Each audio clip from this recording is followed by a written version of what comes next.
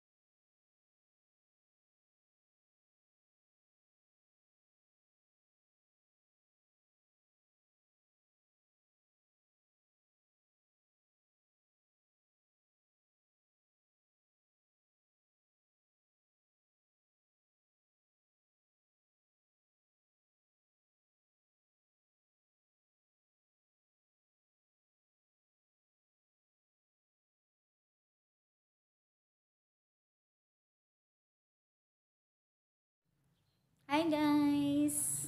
Sana po balik na tayo sa face to face para hindi rin tayo mahirapan. Grabe ding adjustment po sa new normal situation sa pagtuturo po.